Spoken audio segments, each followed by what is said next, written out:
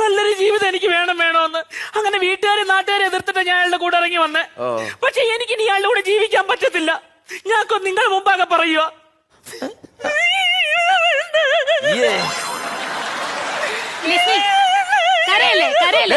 സമാധാനായിട്ട് കാര്യം പറ. ലക്ഷ്മി വീടല്ല അത് മനസ്സിലാക്ക്. നിനക്ക് അറിയാതെ കാര്യം നിനക്ക് എന്തെങ്കിലും പറയാനുണ്ടെങ്കിൽ പറ. കാര്യം പറ.